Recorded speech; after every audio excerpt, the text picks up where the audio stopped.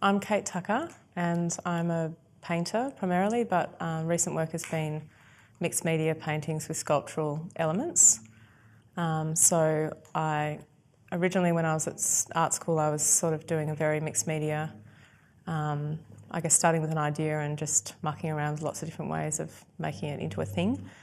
And I ended up moving from there into just painting and feeling like I really needed to limit the field a lot.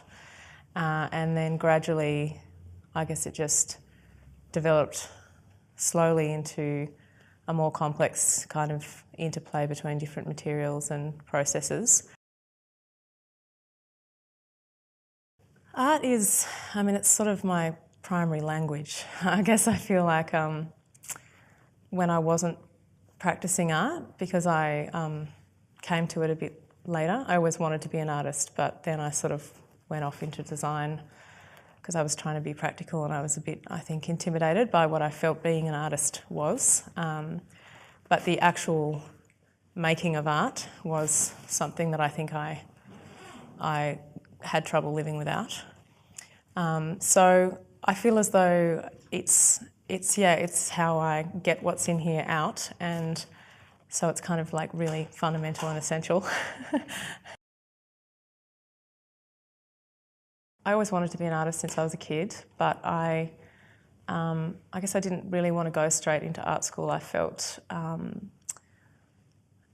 sense that perhaps I didn't have the conviction yet to kind of make that work.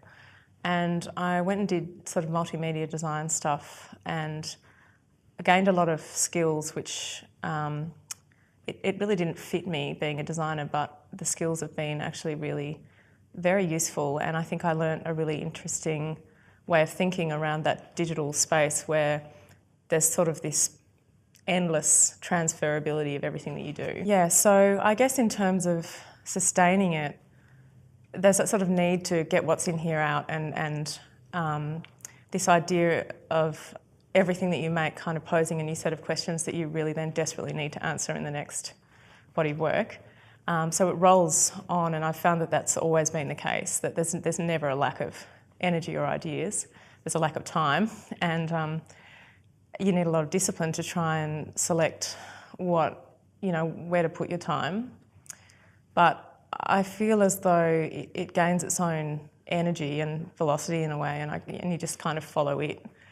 And I also think that engaging with having opportunities where you feel like, okay, something new is being opened up here, that does make a really big difference. Feeling like new audiences are appreciating your work, or perhaps that I think working with different people, speaking with different artists, working with writers, being in different contexts, seeing your work sort of go from this very insular space in the studio, totally out of context, interstate or whatever, and to actually get a sense of that other life that your work has when it's no longer with you.